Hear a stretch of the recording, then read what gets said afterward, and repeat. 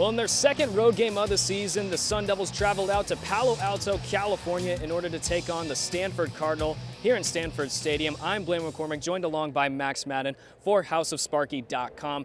Max, there was pretty much one shining star for the Cardinal, and his name, we mentioned it on the show before, it was Bryce Love. Tell me about how he really tore up this ASU defense and why he's the leading college football rusher. He also broke a record. Can you also touch on that? I know it's a lot to ask of you right now. Absolutely. Well, Bryce Love ran for over 300 yards today, breaking Christian McCaffrey's record from last season.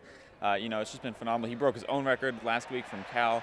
I mean, it's just been a sensational effort from him. And I believe midway through the second half, he was averaging 16.3 yards a carry, Blaine. I mean, that is...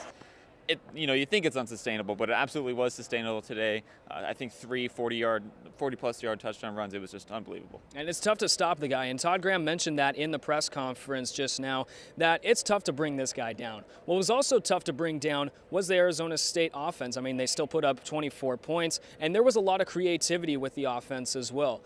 It's a sad story to report, but Billy Napier, the offensive coordinator for the Sun Devils, his father passed away recently, and Todd Graham mentioned that he flew up here in order to be with the Sun Devils for this offensive scheme. Tell me about the creativity that these guys brought today. Well, yeah, I mean, they slowed down a bit in production-wise in the second half, but there were flea flickers, there were a ton of direct snaps to running backs, and there was a direct snap to N'Keal Harry where he took the snap, rolled out right, and then threw a touchdown pass to C.J. French Love. I mean, that's something that we haven't seen in a while at Arizona State, but it was still a pretty good pass, and, he was wide open. But, yeah, I mean, the Sun Devils, like you said, Napier's in a tough spot, and he created a pretty incredible game plan. And the resurgence of the Sparky formation was with also Demario Richard as well. He's coming off of that leg injury that happened a few games ago, but he's looked just back to his normal self. What have you seen from Demario, and how impressive was he here in Stanford? Well, the rush game isn't exactly where the Sun Devils want it to be. I think Demario had 22 carries for 80 yards. It's an average of 3.6 yards a carry. So it's not exactly where they want it. You want it up around 4.5 maybe if you're being super productive. But he's looking like he has athletically recently. He's just bullying through the middle. The production's not always there, but they at least have that option to either swing out wide with Kyle Williams or Kalen Ballage or pound it through the middle to Demario Richard, and that's definitely something they've been missing.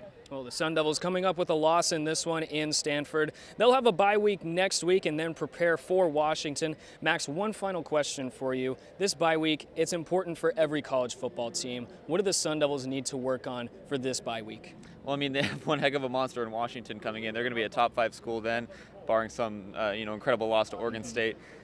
That's a tough ask. I think they just need to work on stopping the run game. Washington has a great running back in Saquon Barkley and just a really potent offensive attack through the air.